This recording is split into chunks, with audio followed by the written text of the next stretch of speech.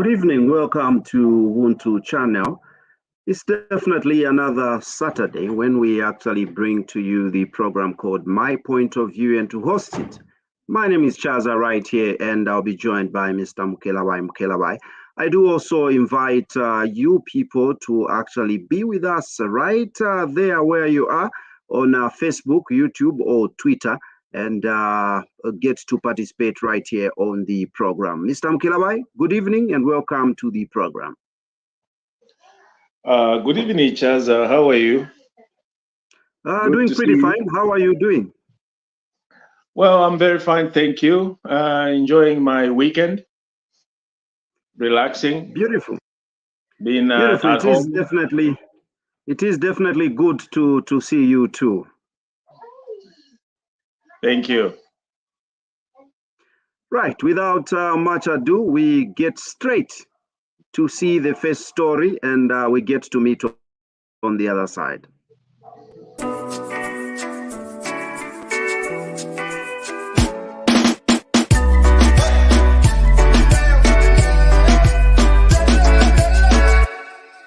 While matters relating to the cost of fuel have become topical, a 19-year-old boy of Chipatas Eastrise compound has developed a formula to produce fuel from plastic waste. Joet Mwambazi, who recently completed his secondary education at Anoya Zulu Boys Secondary School, says he developed this idea in 2020.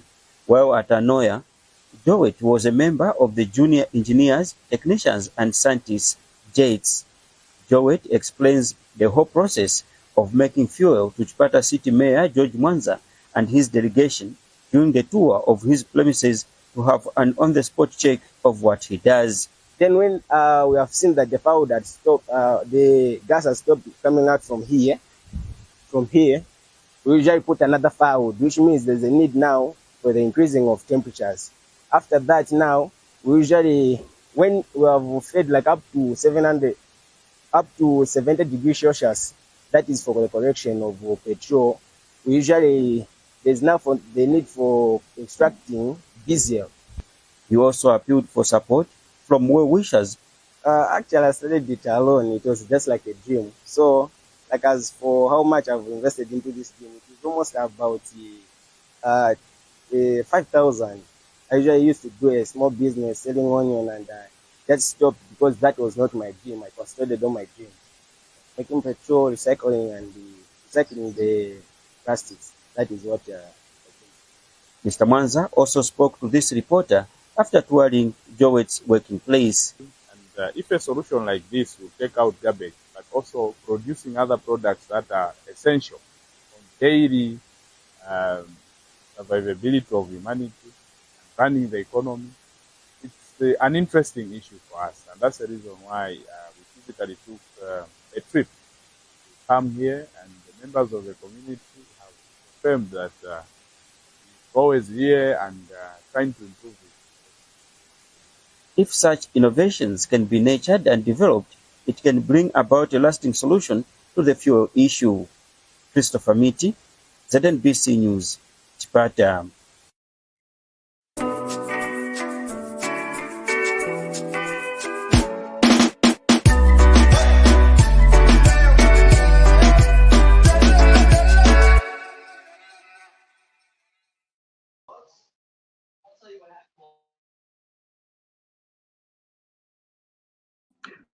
An interesting story there concerning, an innovation in terms of making fuels, actually even for motorized vehicles there.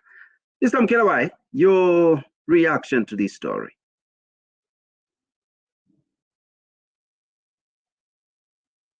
Thank you, Chaza. It appears Mr. Mukelabai probably is having some connectivity challenges there. Yes, that is something that we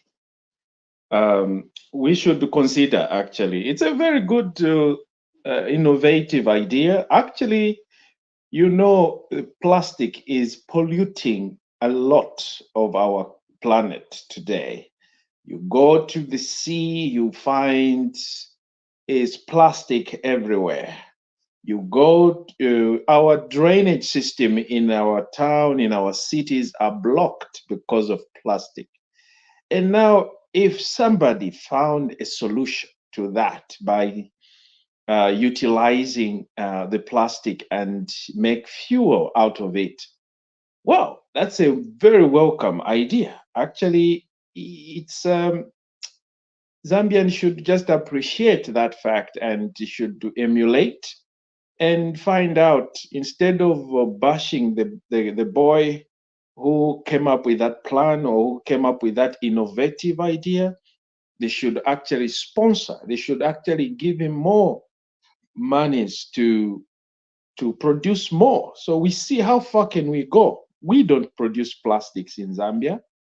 Most of these plastics that we see around are as a result of products that we import from other countries. So if utilizing those plastic in bringing or making fuel is one of the way of getting rid of it, well, why not? So it is a wonderful idea. Zambians should embrace this kind of innovative. So it is something that we need to really look into and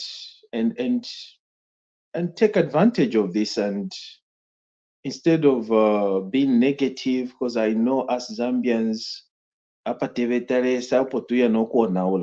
we start bashing the boy and eventually will discourage him.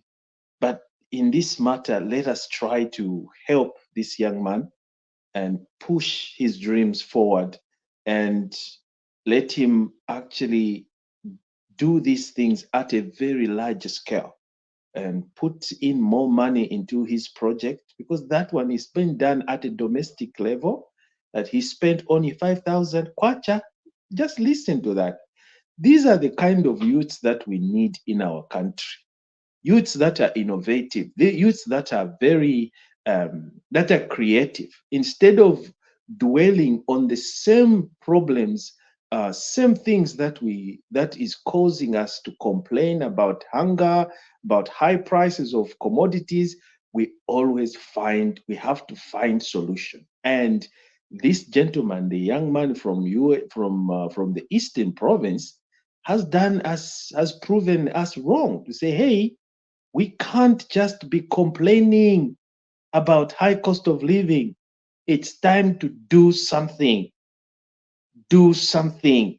So it is best. This is the best way.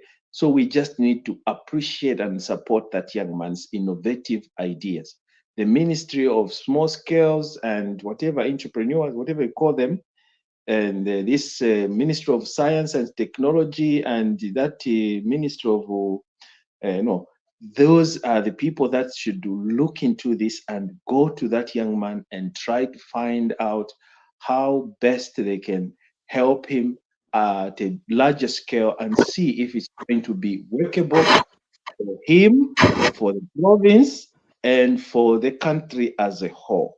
Otherwise, these are things that we need to support and applaud, such innovative and smart ideas that are coming out from the young generation. That is kudos to that young man. We just have to thank him for that. And I know that there are many, many, many young men out there and women that have so much plans, so much innovative ideas to bring some kind of development. But many are being discouraged, or they are not being supported. They are not being pushed by their relatives, their family members, or friends. Instead, they want to kill their dreams. So this is where we need to step in and try to help out and encourage the young men and women out there to be innovative, creative, and come up with workable solutions, instead of us depending on every time importing things from abroad. When we have the resources, we can do it. It's possible. Thank you. That's my take. All right, thank you so much, Mr. Mkelawai. And right here on,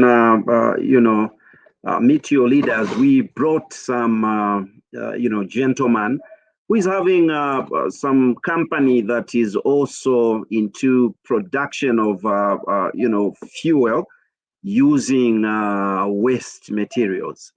And he was lamenting that he needs support and so on and so forth. And several times he has been here and there, but it appears that he's not receiving support. I really don't know where the problem is. And looking at such an innovation, like you said, it really needs support, especially government support. We hope that indeed such innovations will be supported, especially by the government and also non-government organizations that have got the stamina to do so. For now, let's take a look at the next story. Yes, Mr. Mukelabai. No, you are right. I'm saying you are right. It's not just it's not just about government. We have so many businessmen who are well positioned in our society, in our provinces, in our town. This is where you have to identify talent and sponsor such people. You don't have to depend on government all the time. Government is working using people's money, but we have businessmen, the ones that are even funding political parties, funding these politicians to go and lie or cheat or do other things. Instead of wasting your money like that, sponsor young men like this one and the one who is producing biofuel. We need such kind of innovativeness instead of killing. Because I know the problem with us African parents or businessmen, we always want to be ourselves, me, myself, and I. Just you alone to be recognized. If you are rich, it's just yourself. You don't even want to transfer, or rather to groom young men and women to be in the opposition. And when you see young men doing well, you get jealous, or you feel that you are less important. But sponsor these young men. So that's what we need. We need to take away this greediness and learn to share. Thank you. Thank you so much. We take a look at the next story, and we're coming back right after.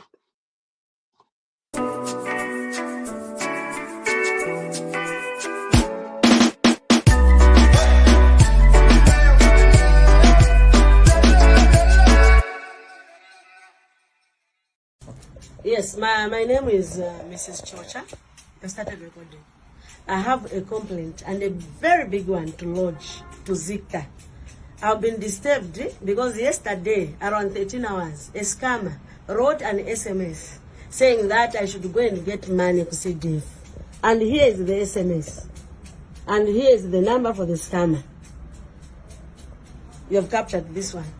So upon interrogating the scammer, I told him to say, I'm going to report you to ZICTA because you are a scammer. The scammer phoned me and told me that I'm going to report you to ZICTA. I'm reporting your number as you being a scammer. And for sure, I thought he was joking. That was around 13:15. Around 14 hours, I couldn't make a call. I couldn't receive calls. I had to leave the office. I went to Airtel. Airtel, instead, they referred me to go to ZICTA, of which I didn't even know where ZICTA offices were. Me, I stay as far as Lusaka West. I had to leave my work. I had numbers of people whom I was supposed to communicate to. I had business partners who were supposed to send my money, but they couldn't send.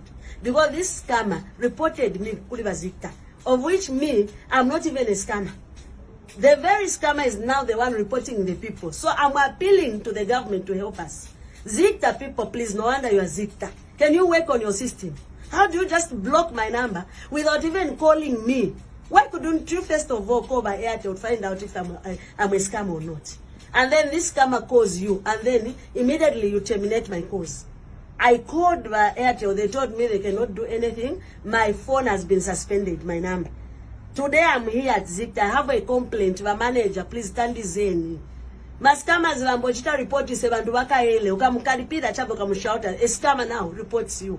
Bazita, I have a complaint. I've missed a lot of business calls. I've missed a lot of things today. From yesterday 13 hours, today it's 14 hours. My number is still blocked. So government Tianga Nepo, Bazita Talizen. I'm really grieved and I'm disappointed with Bazita.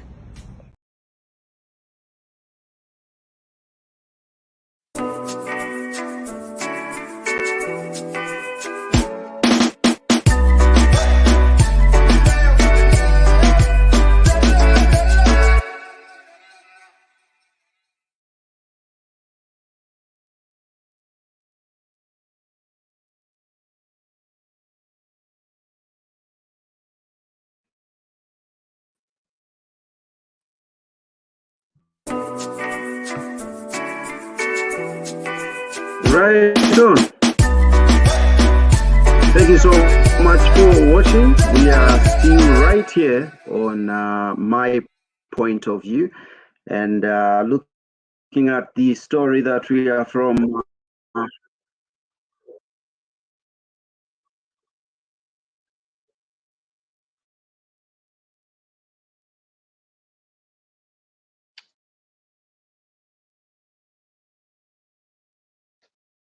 Chaza, you just muted yourself.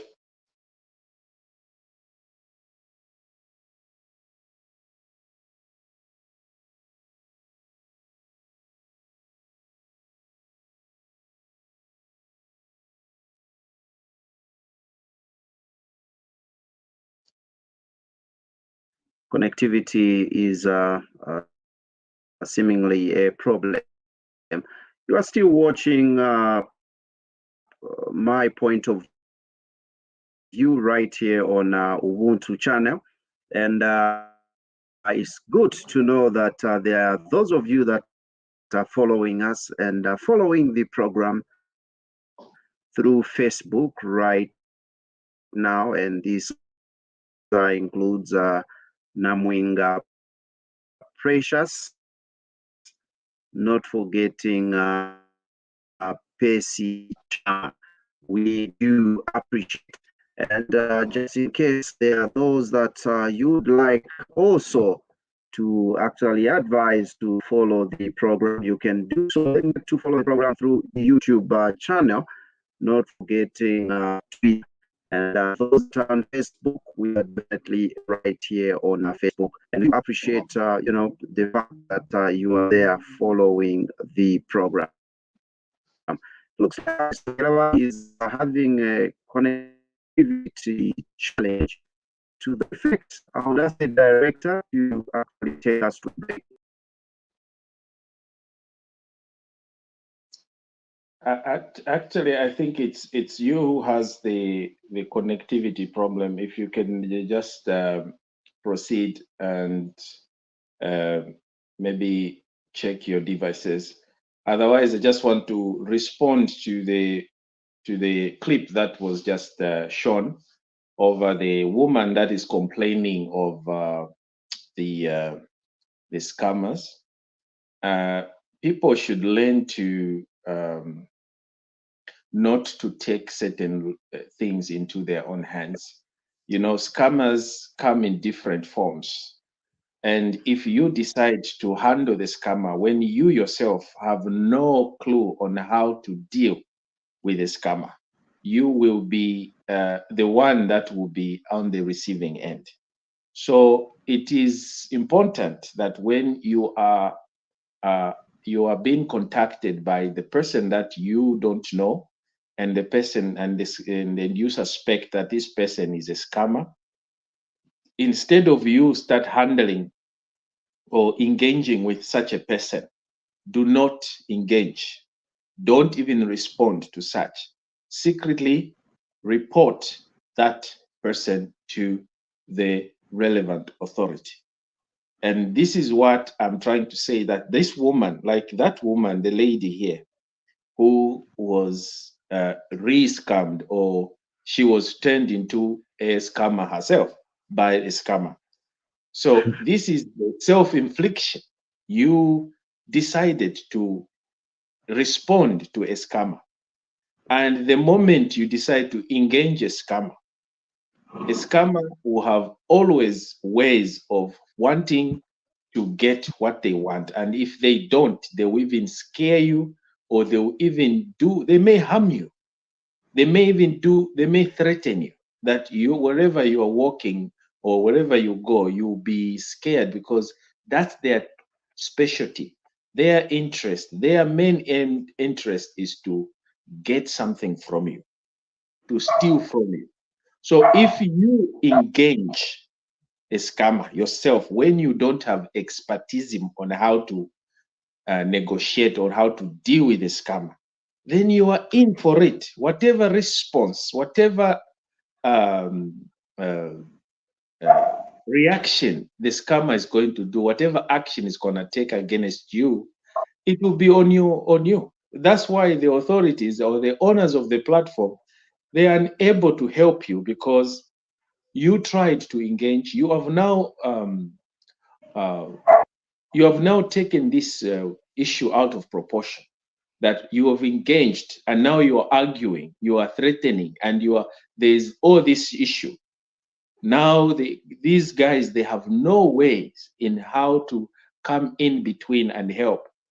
So the best thing you ought to have done, that lady ought to have done, or anybody who is being or who is about to be scammed, or who suspect that the person that is trying to call him or get money from him is a scammer, I would suggest that do not engage with such people.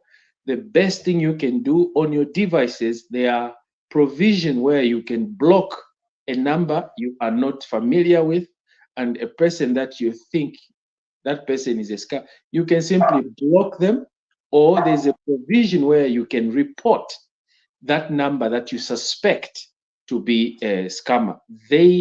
And once you do that, because you have not engaged, that person has not received anything from your end, you have just contacted your internet provider or your mobile phone provider, and those are the people that are going to take your case further and engage with the scammer themselves. For as long as you've reported the number, you have reported the person that is trying to engage with you.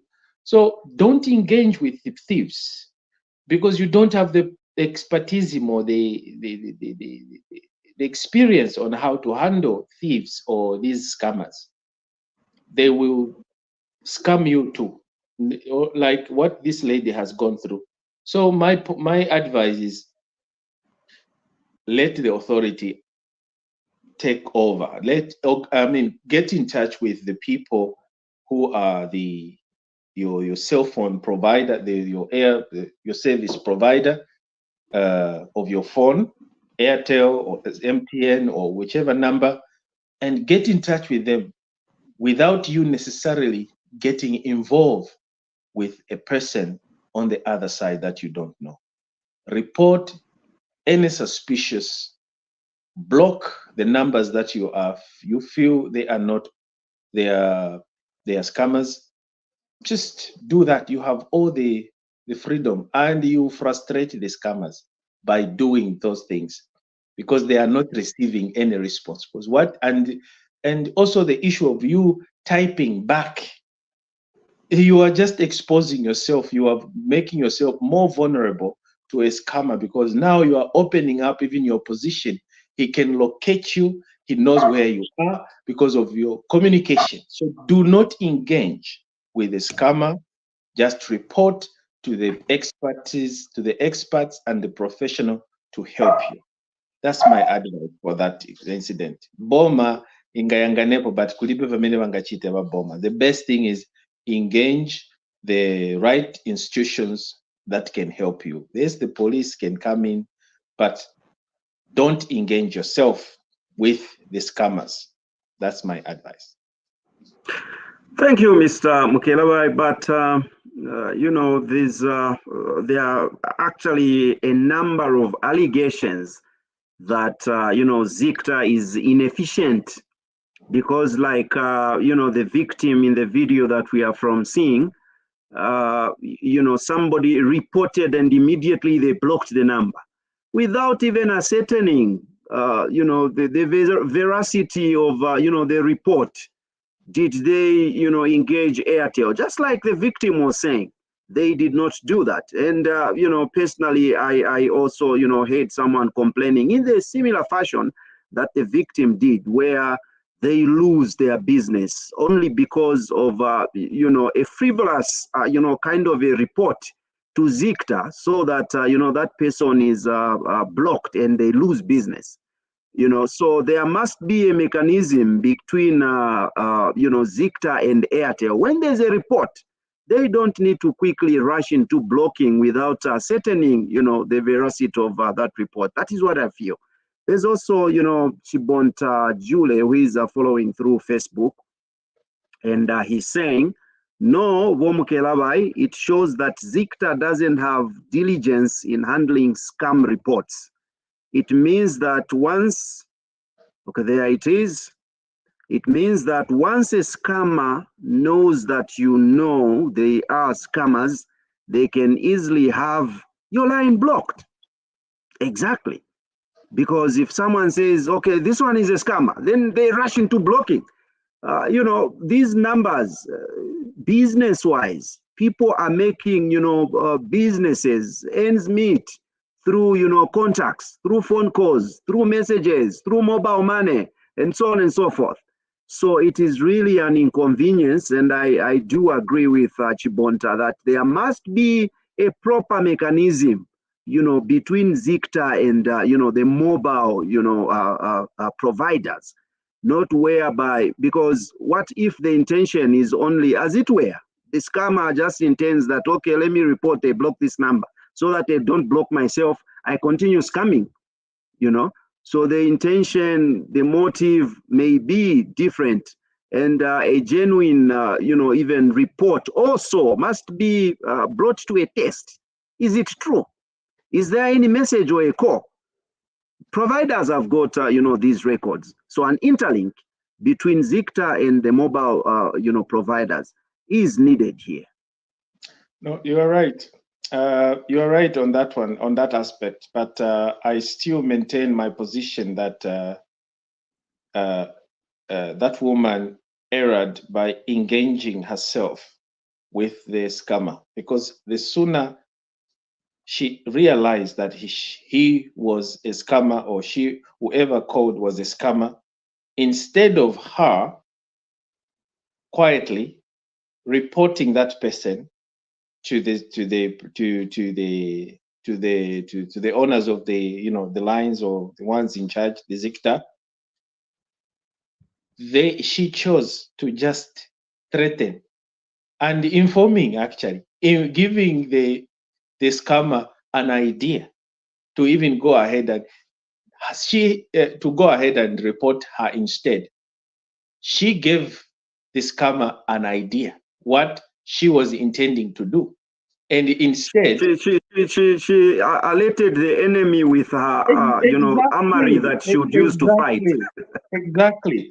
Do not tell the person that has come, somebody is robbing you, and you are even informing him, no, I'm now going to report you now to the police. They'll kill you. Or now, wait for me. I'm going into the bedroom to get the gun. I'm coming to shoot you. Wait. I'm going to the bedroom. I'm going to get a gun and coming to shoot you. And the robber is in charge of her, and he has a gun on So what do you think will happen? So she exposed, that's what I meant to say. She exposed her weakness. And moreover, if we talk about this, she only reported after the scammer himself went ahead and reported her, after her number was blocked. So in this case, I don't think Zicta has a problem. Zicta react on reports given. So had she reported early to Zicta, then it was going to be the scammer to go to Zicta and complain about the blockage, that his number now has been blocked, because the scammer knows very well to say, if I'm reported, my number will be blocked.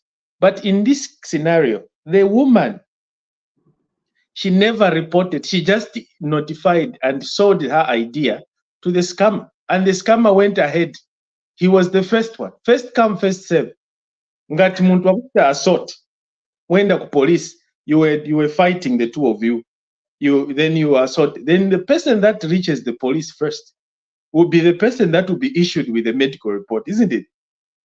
Mhm. And then you were number two. Ukaenda kapera was kupasa na medical report. I was like, we've already issued. Now we are coming to arrest you. So what I'm saying is that yes, it is okay to know. If you know how to handle scammers, then please go ahead. But if you don't know, do not engage a scammer. Think ahead of them. When you see the number, report that person to the authority, and then you'll be helped. You'll be assisted. The authority would have blocked that.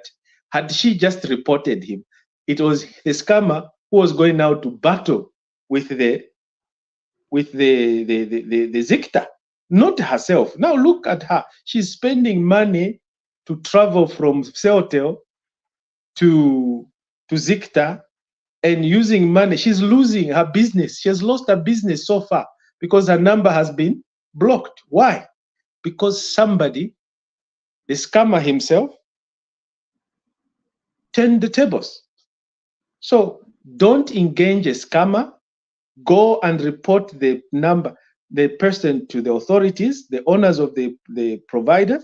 Then they will decide to block. And then afterwards, when they block, there are procedures where you have to, for them to unblock the number, you have to clear that allegation. So they have to see even the record on your computer, what you have been communicating with the number that reported that reported you as a scammer. So they will look into that. They have the system. But Mr. Mkelewai, all this time we were agreeing, but just on this point, this is where we are departing, because this person has reported. What about the presumption that, or rather the claim, he who alleges must prove? Yes. So why quickly rushing into blocking before having it ascertained that yes, indeed, this person has maybe one who is claiming, say, okay, show us. Or you show them a message. Look, here is the message. Or there's a call. Then they verify with the provider and go ahead and punish the perpetrator. Because there was once a boyfriend and a girlfriend. The boyfriend was stopping the girlfriend from going out clubbing. Then the girlfriend refused. And this chap just went ahead and reported with the Zikta. With that intention of having the number blocked, and it was blocked.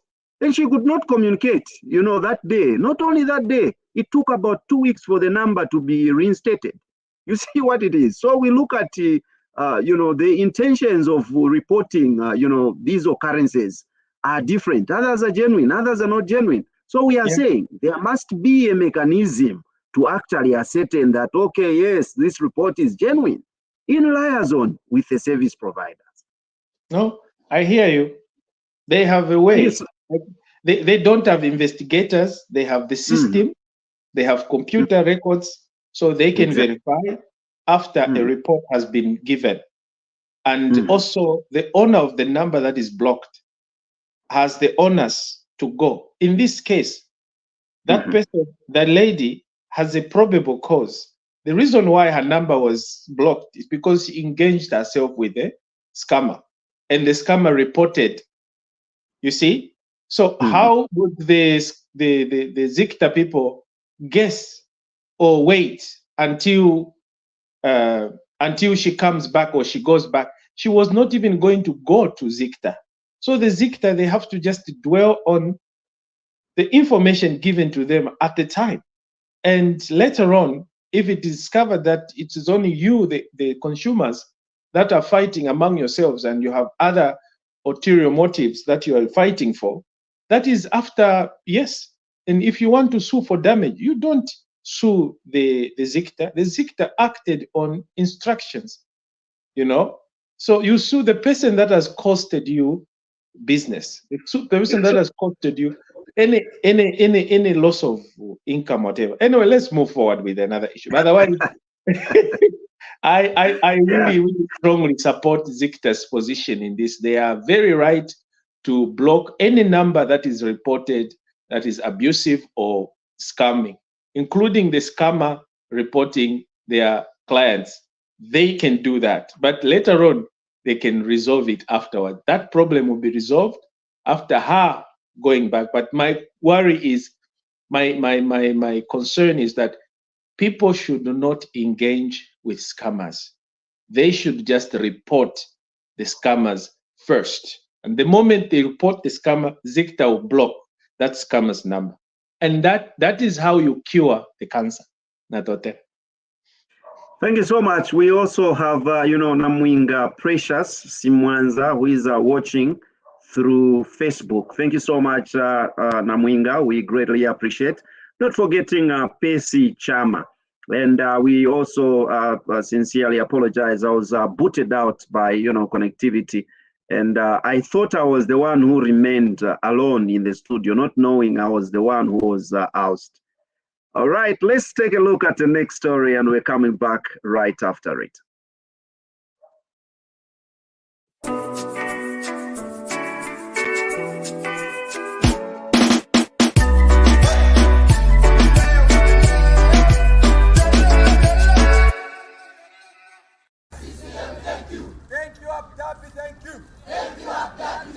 They march in solidarity with the positive strides in the mining sector. These are youths from various districts on the Copper Belt, led by an organization called Diaspora Advocate Center. We appreciate the tangible benefits that this will bring to the Copper Belt and the country in general. And we appreciate the President for being in the forefront and showing his unwavering commitment and dedication to revitalize and rejuvenate the mining sector. And it is not just Mopani Copper Mines. The commitment of over $1 billion United States dollars to reopen shaft number 28 at Rwansha Mine and the eminent revamping of Konkola Copper Mines, KCM, are some of the achievements these youths are proud of. And their message of solidarity was received by Mopani Copper Mines Chief Executive Officer Charles Sakanya, who thanked the government for injecting life into the mine. We are glad to be here this morning to note that a good plan has been put into place, a partnership with IRH of Abu Dhabi and ZCCMIH have come together to partner to start pumping money into Mopani and to make Mopani great. He also shared the company's vision going forward. In terms of production, we're currently producing around 3 million tons of ore, but when fully capitalized in the next 6-7 years, we are going to move on from 3 million tons per year to 8 million tons of ore per year. Mopani Copper Mines has started dismantling the over 80 million United States dollars owed to contractors. Already, the pumping in of the 1.3 billion into the Mopani Copper Mines has resulted in the payment of suppliers, Zambian suppliers and contractors, and the impact and the benefits are being felt on the ground. And as the president continues to woo investors into the Zambian economy, these youths believe there are more good things to come from the mining endeavor in South Africa next week. Chembe Mbale, ZNBC News.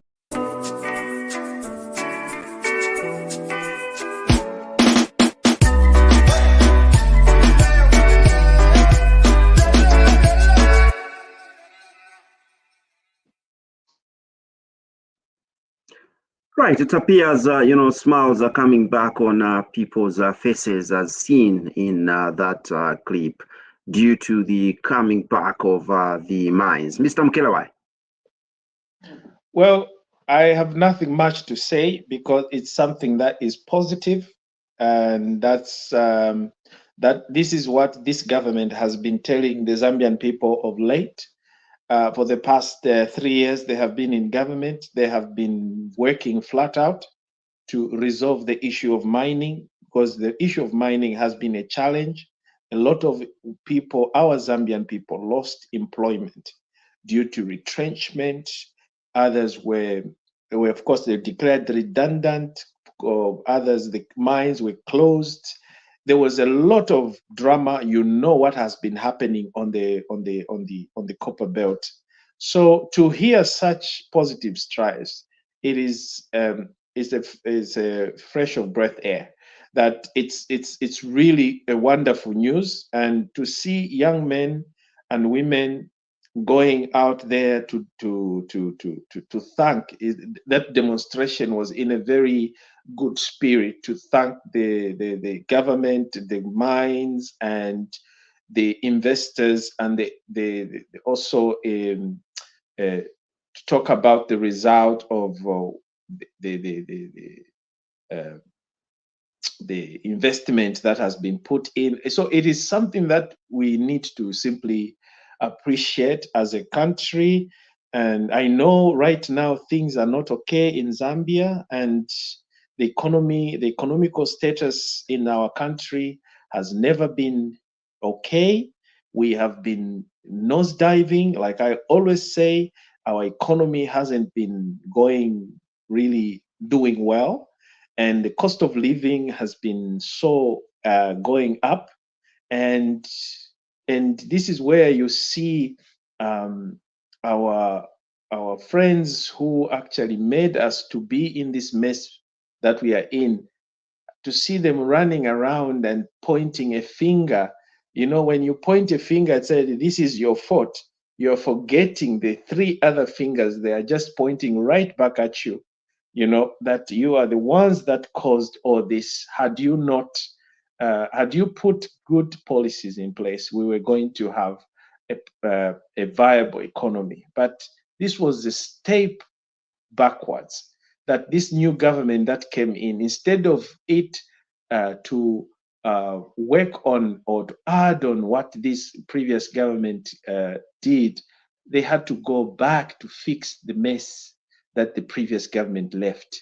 And for that period to be taken into account, you find that time has really been lost, and we are now into a third year. So that's why I was saying we should be very thankful and be sympathetic with this current government.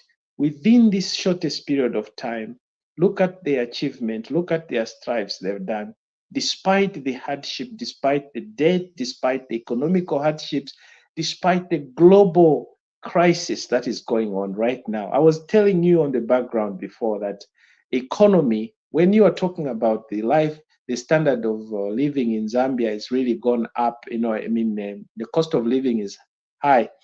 And I was even saying, oh, you should ask people in Canada or Europe or America. They will tell you what is going on in the world. You are not the only ones feeling the pinch of the economical hardships. Every society, we are in trouble. The whole global community is complaining of the high cost of living. We are also complaining of the high cost of living. The Kwacha, when it's performing so poorly, it's not just the Zambian people's fault or management that is running the government that are making it going down. No, there are a lot of contributing economic, the external factors that are affecting our country to be where we are today. But it has worsened because our fellow brothers and sisters that were in the government, that we gave the authority to superintend over our welfares, they messed up a lot of things, and they don't want to even accept or take responsibility that, look, we made a mistake, and please, let's find a way to work out things together. We made a mistake, and this is how we would want us to, this is what we had wanted us to go. Instead, they start politicking and start insulting or spitting on the faces of or rather biting the finger that is busy protecting them or feeding them. So to me, that is what we see with that clip. We shouldn't say much. It was positive, and we should just say thank you, and things are yet to work in our favor as a country. All right, thank you, Mr. Mkelawai. And ours is actually to keep on hoping and living in faith that tomorrow probably things will be better. And we heard the president also, anticipating and hoping that indeed things will get better, especially with the coming back of the mines. And we are looking forward to see, merriment right on the faces of the people, especially the common man right in the ghetto. Let's proceed and take a look at the next story, and we get back on the other side.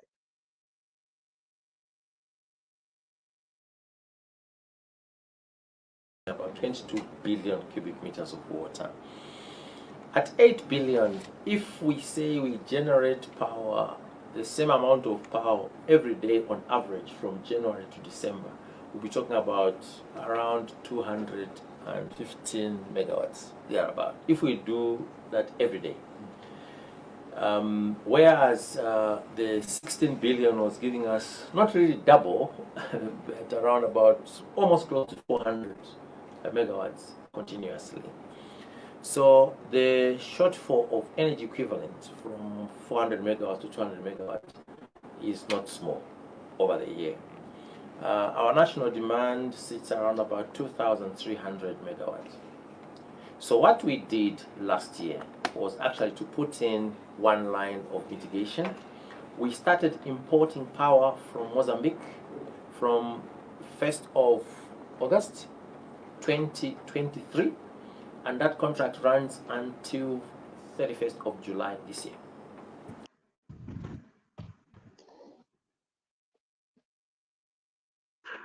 Right, there we have it. We have, an issue as regards the water levels, and production of electricity has, also diminished. Mr. Mkelawai. Yes, thank you. That was the director of ZESCO, isn't it? So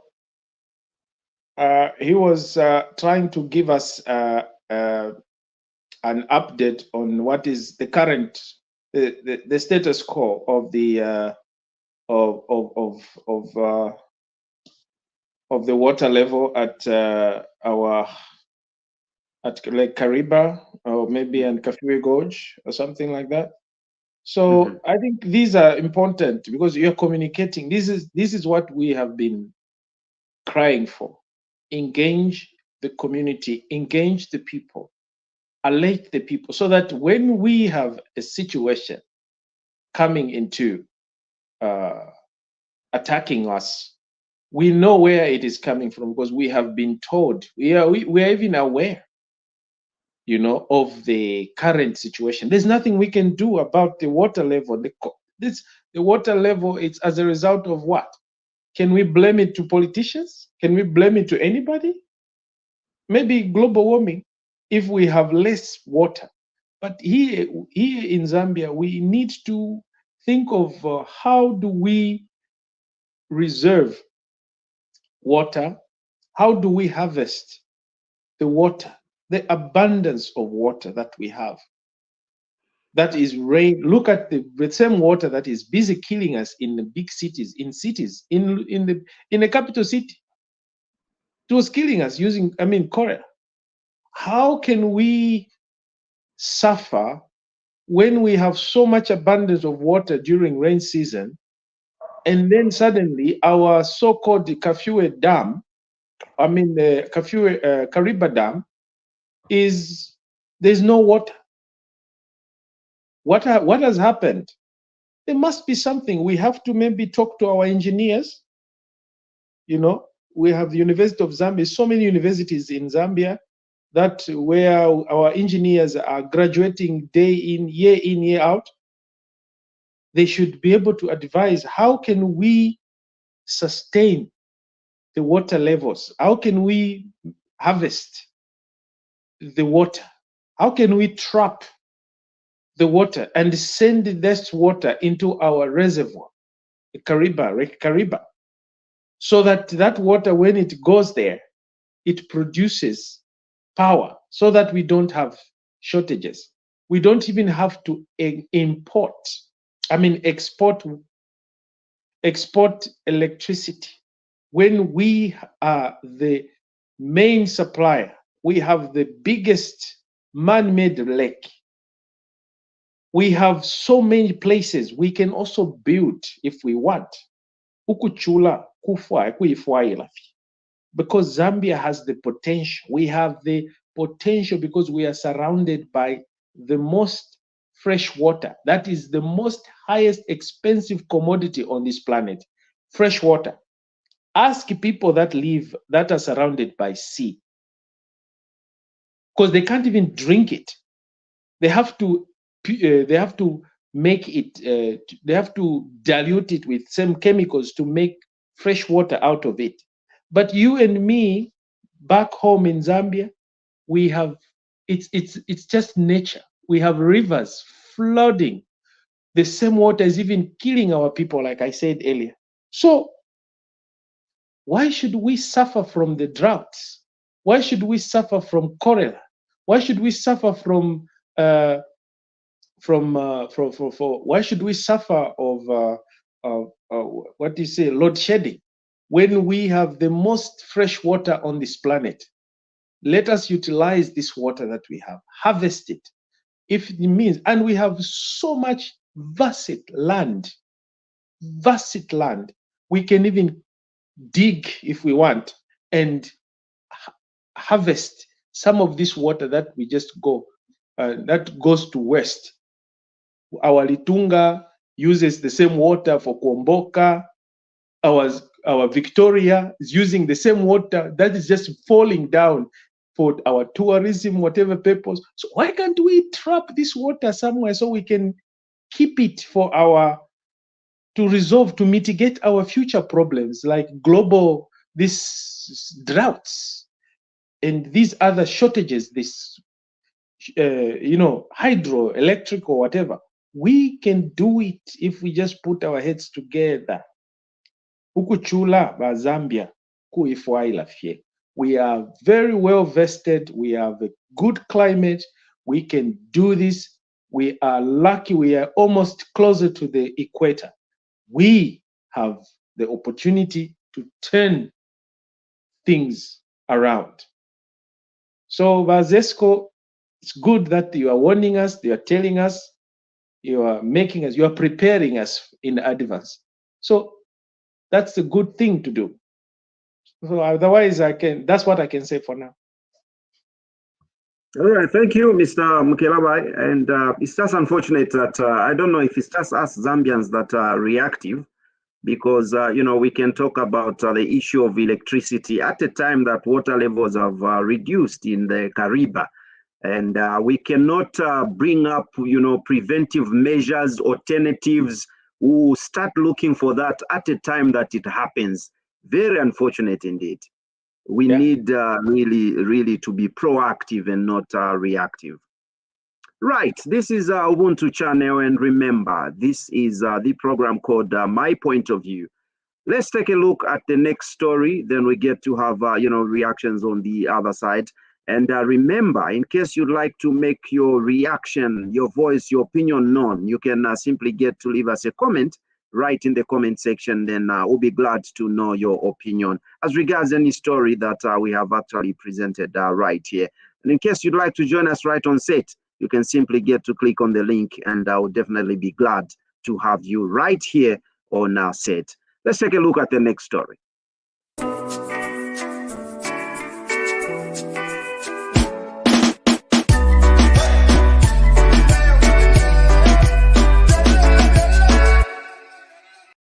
Despite the cholera statistics going down, stakeholders have not relented in ensuring the Ministry of Health is accorded the support it needs. Wonderful group of companies has donated various assorted materials to the Ministry of Health.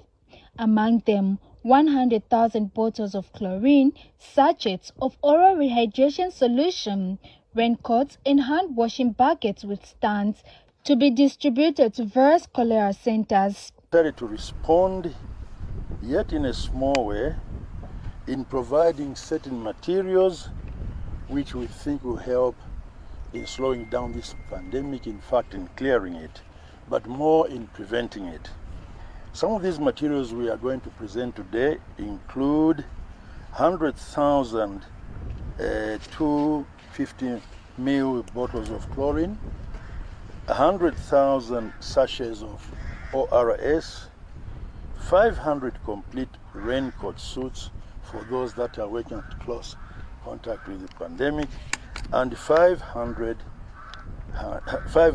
complete hand washing buckets and stands, which you see here today. Receiving the donation was Ministry of Health Permanent Secretary Donor Coordinator. He has appreciated the stakeholders that have continued to come on board. I wish to commend you for your dedication to humanity, both through your generic work that your companies do, as well as through your corporate social giving. A wonderful group has brought good news through a donation of items worth 2 million kwacha. Martha Kanene, ZNBC News, Lusaka.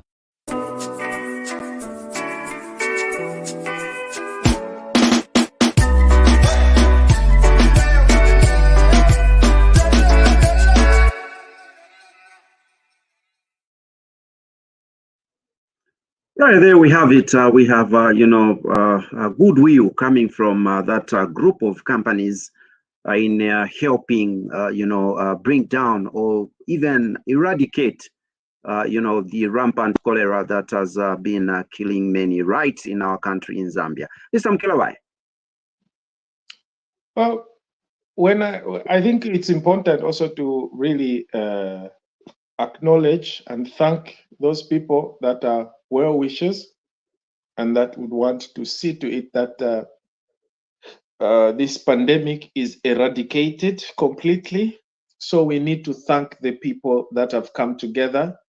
The companies, yes, but my message to the companies also, like, please, as you're donating or implementing on your social responsibilities, also please do not forget your workers, your employees, that they need also some kind of incentives, salary increments, because the economy is not okay. Things are not okay. And I know that as companies, you are making money because you've adjusted your services and adjusted everything that you've done. You're selling and you're providing, you have increased, but salaries are not yet increased. So please, on that aspect, I would simply say, look into that as well. Plow back to your employees so that they can produce more and make your company more profit so that you can fulfill these social obligations that you have as a company to plow back to the community. And that job that you've done was perfect. We love it, and that's where to go. We just need to thank you for that gesture, for that noble cause that you've taken. This is where to go. This is how the companies ought to do things. Thank you. Right, and indeed, just like Mr. Mkelawai has indicated, it's a good gesture, and it really goes a long way. And probably it's one of the reasons why that numbers are even going down, and we're hoping that this gets to a close. And remember that because of the same, schools, have not opened, but as it stands, they are scheduled to actually open on the 12th of February, and we hope by then, we have very low numbers and schools get to proceed to open. Let's go again and take a look at yet another, bite, and we come back right after it.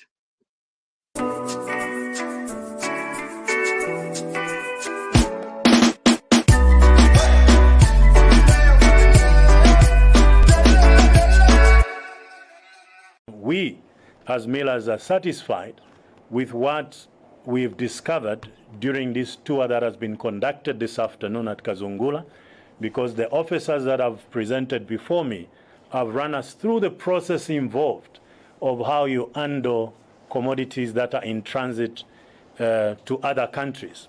And that has given us the comfort to say that we are safe, and there is no indication that either Eagles or any other importer have imported this mealie meal, or either our government officers here have cleared any of the GMO to be sold on the local market. You have heard from all stakeholders how the process is watertight.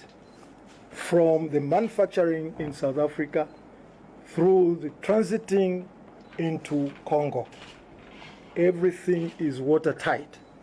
And this is exactly why Zambia National Service was chosen as a vehicle to ensure that when importation takes place, and it's a lead institution in this case, yes, there are private entities also involved, but the lead institution is Zambia National Service. It was specifically chosen because it's a government institution and would like to ensure that the integrity of the process is maintained. Even if it is done by ZNS, it is not handled by ZNS alone. Other agencies are involved to ensure the safety of the commodity and ensure that it does not land or end up in the shelves of our market stores in Zambia.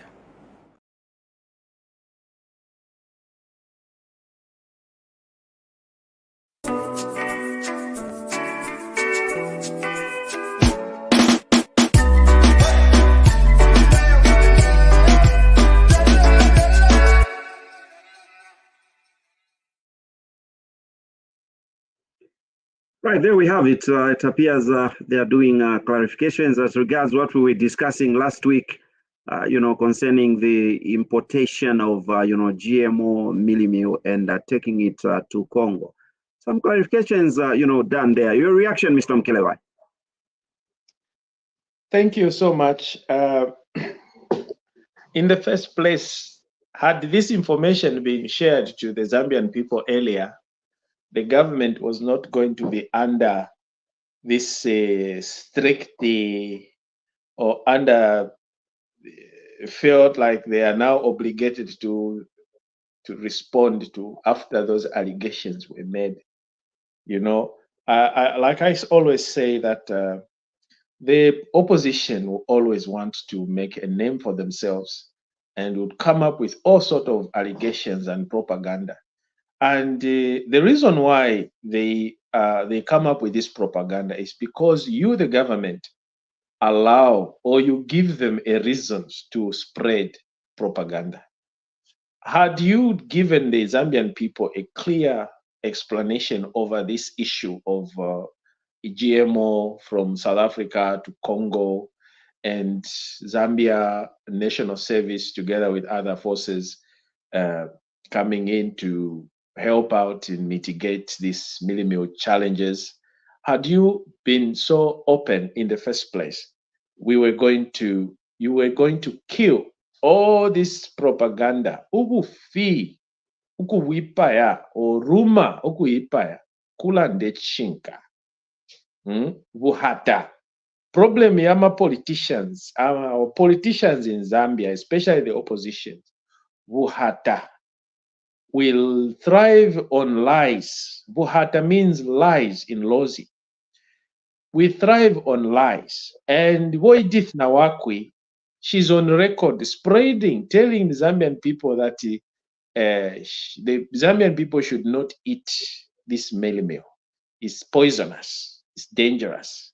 When the government has its own good intentions to mitigate this problem, the challenges, why would she do that? Because you, the government, gave her the oxygen to speculate, to spread hearsay. As you are already aware that she will never be positive with the current government. Whatever government does, especially if this government is being headed by Hakainde Hichilema, Edith Nawakwi has a bone to chew with HH. We know for the fact that they come from way back during the campaign, even the time when HH was in opposition. None of these guys in the opposition wanted to see this current government, this current gentleman who is leading the nation today. Eko mwasulile, eka opano kolelo. This is the chap that you did not want to see and run the government. Now he's in power. We know where we are coming from. We were there when you were busy demonizing him, calling him names, painting him with all sorts of things. And today is your president. And you expect us to believe everything you say that is against him. Even when you try to support him, we will be surprised. Something has happened. So I would suggest that the government should up their game when it comes to communicating with people. They should, like we said, we should not be just a reactive government. We should be ready to disseminate information before these liars or these political delinquents or misguided opposition take such a position. So the best thing is come out there, tell the truth to the Zambian people before they start speculating, because they are good at speculating, including the former head of state. He's good. He's coming up with the speculation. He has already gotten hold of their chain of speculation. He is now part of the propaganda as well. So he believed them and he thinks everything is okay. And he's forgetting the title that he held before. And the things he's busy accusing or alleging his friend. Remember the finger issue I told you? You're pointing a finger at somebody. You are wrong, you are wrong. Look at the three fingers. They're pointing right back at you. That is Bolungu. That's the example I'm giving. Bolungu, busy blaming the government, yet his three fingers, democratically, three against one. Him is more liable than the one you are giving with one finger. So he has to be careful. The opposition need to be very careful. And the government also need to be very strategic and be ahead of time, or rather move a step ahead of this opposition, because they will roast you. They will make you panic. Start running around holding to my conferences. Why are you holding conferences? What's the need? Because you are doing the right thing. You don't need to prove to anybody. If those who are alleging, like we said, let those who allege come up with evidence. So the case of Milimil, yes, we were speculating because of propaganda. Now that you've come out as a government and told the Zambian people the truth, we will hold you accountable when this is proven otherwise. For now, we are going to hold on to your promises or to your words that this is the gospel truth, and we just have to trust our government because you represent us. We are the people that put you in power, and everything you give us, we'll take it as gospel truth. And thank you for clarifying that. But take this as a lesson. Let's move a step ahead against this rumor. So kill the rumors by telling the truth earlier than later. Thank you. Right. Thank you so much, Mr. Mukelebai there. And due to time, we need to come to a wrap. And let me just consult the director if we can accommodate one more story or not right about now. Okay, the director is right back and giving me a signal that we get to close. We thank you so much for actually following the program. My name is Chaza, to host the program called My Point of View. And right on the panel of reactions, we have had Mr. Mukelebai, and it's really a pleasure having him all the time right here. His viewpoints, very interesting. And those of you following, we urge you to actually participate right on this program. Till next time, we appreciate and say, God bless you all.